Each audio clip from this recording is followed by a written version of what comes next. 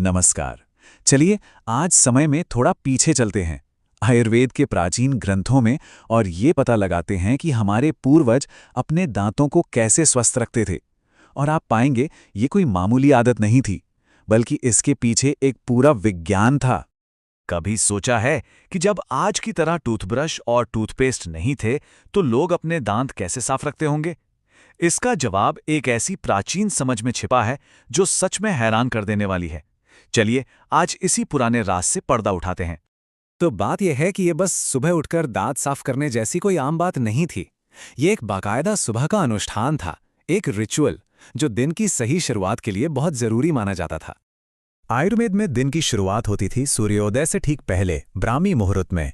ये वो समय है जिसे कहते हैं ना, एक जादुई वक्त माना जाता था, न सिर्फ जागने के लिए बल्कि अपने शरीर से जुड़ने और खुद पर ध्यान देने के लिए। और बस इसी शांत माहौल में, इसी वक्त पर दांतों की देखभाल का ये रिचुअल शुरू होता था। और इसका भी एक बहुत ही सटीक क्रम था। सुबह की शुद्धि क्रिया के बाद दातून का इस्तेमाल होता था, पर सिर्फ इतना ही नहीं, हर भोजन के बाद भी इसे दोहराने की सलाह दी जाती थी। हाँ, दिन में 2 बार। कुछ जाना पहचाना सा लगा है ना? अच्छा, तो इस पूरी प्रक्रिया का हीरो कौन था, मतलब मेन टूल क्या था? इसे दंत पवन या दातुन कहते थे। लेकिन रुकिए, ये मत सोचिएगा कि ये पेड़ से तोड़ी हुई कोई भी आम टहनी होती थी। जी नहीं, इसके चुनाव के पीछे भी एक पूरा विज्ञान था। दंत पवन, जरा इस शब्द पर गौर कीजिए। इसका मतलब ही है दांतों को पवित्र करने वाला या प्यूरिफायर। ये सिर्फ एक टूल नहीं था, बल्कि किसी खास औषधीय पौधे से बहुत सावधानी से चुनी गई एक टहनी थी। और ऐसा नहीं है कि कोई भी पेड़ चलेगा। प्राचीन ग्रंथों में बाकायदा पौधों की एक लिस्ट दी गई है। अर्क, बरगद, खदीर, करंज और अर्जुन जैसे पेड़, हर एक को उसके औषधीय गुणों के लिए चुना गया था। मतलब ये कोई रैंडम चॉइस नहीं थी, बल्कि इसके पीछे पौधों का गहरा ज्ञान यानी बॉटैनिकल नॉलेज था। और देखिए, बात यहीं खत्म नहीं होती। एक आदर्श टहनी कैसी हो, इसके भी नियम थे। उसकी लंबाई होनी चाहिए करीब 12 अंगुल, यानी लगभग 12 उंगलियों की चौड़ाई जितनी। मोटाई छोटी उंगली के सिरे जितनी हो, और वो सीधी, बिना गांठ वाली हो। और इस्तेमाल करने से पहले उसके एक सिरे को चबाकर नरम किया जाता था, ताकि उसके रेशे एक नेचुरल ब्रश की तरह बन जाएं।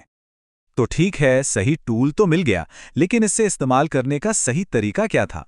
क्योंकि तरीका भी उतना ही जरूरी है। चलिए देखते हैं। जो टेक्निक थी वो भी बड़ी सिस्टमैटिक थी। पहले टहनी के सिरे को चबाकर एक नरम ब्रश जैसा बनाया जाता था। फिर बड़े ध्यान से पहले नीचे के दांतों को और फिर ऊपर के दांतों को साफ किया जाता था। सब कुछ बड़े आराम से और एक तय तरीके से किया जाता था। लेकिन इस पूरी टेक्निक का जो सबसे जरूरी नियम है, वो एक संस्कृत की पंक्ति में छिपा है, दंत मांसान्य बाधयन। इसका मतलब है मसूड़ों को बिना कोई नुकसान पहुंचाए। ये सबसे जरूरी बात थी। आराम से, नरमी से, जोर जबरदस्ती की कोई जगह नहीं थी। ये सलाह तो आज भी सारे डेंटिस्ट देते हैं, है ना? लेकिन एक सवाल अब भी है, आखिर इन्हीं खास पेड़ों को क्यों चुना गया, कोई और क्यों नहीं? इसका जवाब छिपा है आयुर्वेद के रस यानी स्वाद के विज्ञान में। कहा गया है कि एक अच्छी दातून में 3 खास तरह के स्वाद यानी रस होने चाहिए। पहला कसैला यानी एस्ट्रिंजेंट, जो मुंह में एक कसाव लाता है। दूसरा तीखा यानी पंजेंट, जो एक तरह की तेजी लाता है। और तीसरा कड़वा, बिटर, जो सफाई का काम करता है।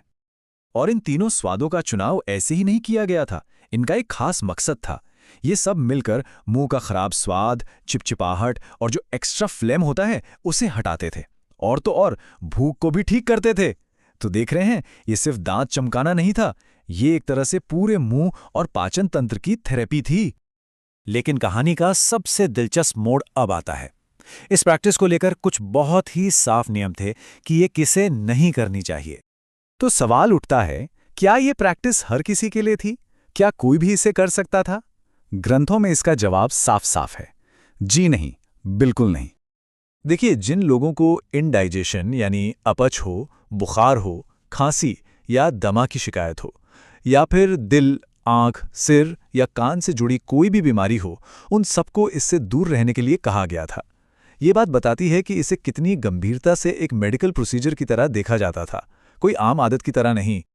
इतना ही नहीं, ये भी बताया गया था कि कौन सी टहनियाँ इस्तेमाल नहीं करनी है, जैसे कि खट्टी, नमकीन या जो बहुत सूखी और खोखली हों।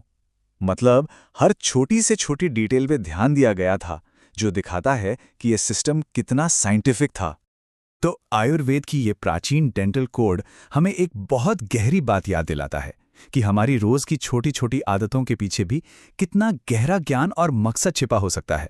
सोचने वाली बात है कि हमारी अपनी रोजमर्रा की जिंदगी में ऐसी कितनी भूली बिसरी बातें हैं जिनमें शायद कोई गहरा ज्ञान छिपा हो, जिससे हम फिर से खोज सकते हैं।